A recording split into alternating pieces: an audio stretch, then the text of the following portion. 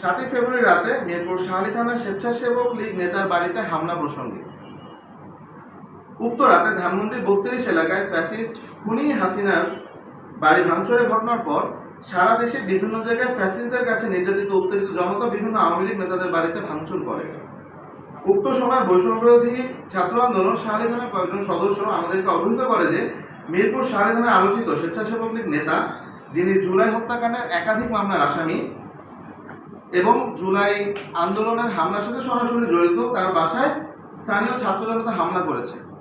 এরই প্রেক্ষিতে আমরা মিরপুরের 7 থানার বৈষম্যবিরোধী ছাত্র আন্দোলনের নেতৃবৃন্দ, যাদের মধ্যে উল্লেখযোগ্য হচ্ছে রফিক মিঠু আহ্বায়ক শাহালি থানা, জামিল তাজ আহ্বায়ক পল্লবী থানা, তাহমিনা শারমিন জ্যোতি আহ্বায়ক রূপনগর থানা, মিজান ফরাজি আহ্বায়ক দারুসালাম থানা, তাহসিন আকন্দ যুগ্ম আহ্বায়ক কাফরুল থানা, ফারহান ইশরাক জায়েদ মুখ্য সংগঠক মিরপুর থানা এবং অন্যান্য নেতৃবৃন্দ সহ আমরা ঘটনাস্থলে যাই, যেন মিরপুরে কোনোরূপ বিশৃঙ্খলা ওই রাত্রে সৃষ্টি না হয়।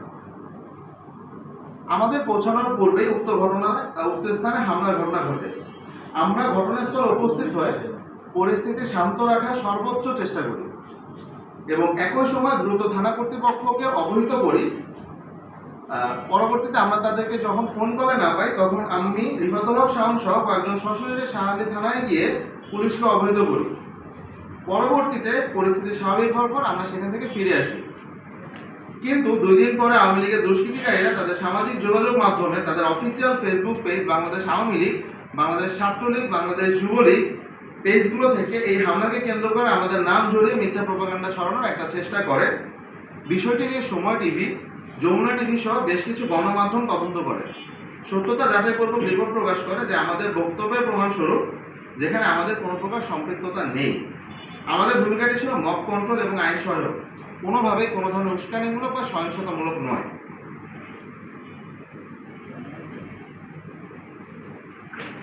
ঘটনা 3, প্রাথমিক শিক্ষা অধিদপ্তরের ডিজি মহোদয়কে ভয়ভীতি দেখিয়ে কথিত তদবির সংক্রান্ত অভিযোগ, যেটা আপনারা ভিডিওতে দেখেছেন, একটা ছবি দেওয়া ছিল। দেশ টিভির উক্ত প্রতিবেদনে প্রাথমিক শিক্ষা অধিদপ্তরের মাননীয় মহাপরিচালকের সাথে আমাদের যে সাক্ষাৎ, তদবির সংক্রান্ত ব্যাপার এবং ভয়ভীতি প্রদর্শন, নাহিদের ছোট ভাই পরিচয় দিয়ে ফায়দা নেওয়া, এই মর্মে যে দাবিটি করা হয়েছে তা সম্পূর্ণ মিথ্যা এবং বিভ্রান্তিকর। আমরা ডিজি মহোদয়ের সাথে কখনোই দেখা করিনি, ওনাকে চিনিও না এবং কোনো প্রকার ব্যক্তিগত বা গোষ্ঠীগত তদবিরে জড়িত ছিলাম না। প্রয়োজনে যে কোনো অনুসন্ধানের সাংবাদিক আমাদের ছবি নিয়ে তাকে দেখান, সে যদি নিজে বলে যে আমাদের কেউ তার কাছে গিয়েছে বা কোনো তদবিরের ব্যাপারে তার কার্যালয়ে দেখেছে কিনা। আপাতত ওনার সাথে আমাদের কখনোই দেখা সাক্ষাৎ বা পরিচয় হয়নি। উল্লেখ্য, আমরা কেবল একবারই প্রাথমিক শিক্ষা অধিদপ্তরে গিয়েছিলাম, সেটাও গত বছর অর্থাৎ 2024 সালে। জুলাই গণঅভ্যুত্থানের পর প্রাথমিক শিক্ষকরা শাহবাগ সহ সারা দেশে কয়েকটি দাবির প্রেক্ষিতে কয়েকদিনের আন্দোলন শেষে মিরপুরে অবস্থিত প্রাথমিক শিক্ষা অধিদপ্তরের কার্যালয় ঘেরাও করে এবং অনশনে বসে। সে সময় তৎকালীন ডিজি মহোদয়, যিনি বর্তমানে বদলি হয়েছেন, মিরপুরের শিক্ষার্থী প্রতিনিধি হিসাবে আমাদেরকে ডাকেন এবং অনশনরত শিক্ষকদের সাথে কথা বলে একটা সমাধানের চেষ্টা করতে সহযোগিতা চান। ওই একবারই আমরা শিক্ষা অধিদপ্তরে গিয়েছিলাম। ওই ডিজি মহোদয় অনেক আগেই বদলি হয়ে গিয়েছেন, যেটা আপনারা প্রাথমিক শিক্ষা অধিদপ্তরে খোঁজ নিলে জানতে পারবেন। সর্বশেষে ব্যক্তিগত সম্পদ, আর্থিক অবস্থা এবং চরিত্র হননের অপচেষ্টা। কিছু সোশ্যাল মিডিয়া পোস্টে আমাদের বিরুদ্ধে শত কোটি টাকা সম্পদের মালিক হওয়ার অপপ্রচার চালানো হয়েছে। বাস্তবতা হলো আমাদের আগের মতো সাধারণ জীবনযাপন করতে হচ্ছে এবং সেটা অব্যাহত রয়েছে। প্রয়োজনে আমাদের ব্যাংক এবং মোবাইল আর্থিক হিসাব সংক্রান্ত তথ্য প্রকাশ করেও আমরা স্বচ্ছতা প্রমাণ করতে ইচ্ছুক। অতিরিক্তভাবে আমাদের পুরাতন কিছু ছবি ব্যবহার করে ভিত্তিহীনভাবে আমাদেরকে জড়ানো হচ্ছে, যা চরিত্র হননের একটি কৌশল মাত্র।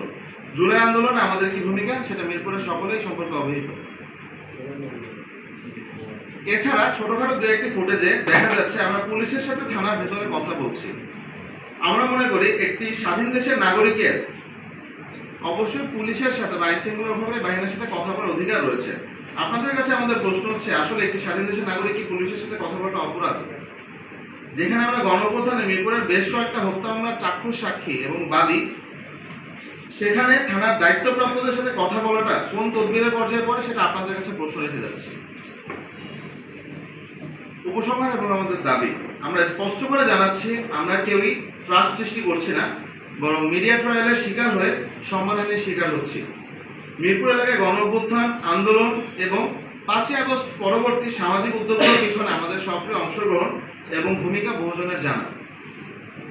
আমরা দেশ টিভি এবং অন্যান্য গণমাধ্যমকে সম্মানের সাথে আহ্বান জানাচ্ছি দায়িত্বশীল এবং বস্তুনিষ্ঠ সংবাদ পরিবেশনের জন্য। বিভ্রান্তিকর এবং উদ্দেশ্যপ্রণীত সংবাদ প্রচার থেকে বিরত থাকার জন্য আপনাদের বিনীতভাবে অনুরোধ জানাচ্ছি এবং প্রয়োজনীয় সত্যতা যাচাই করে তারপর প্রচার করার জন্য অনুরোধ করছি। আমরা গণতন্ত্র, সত্য এবং ন্যায়ের পক্ষে। ধন্যবাদ।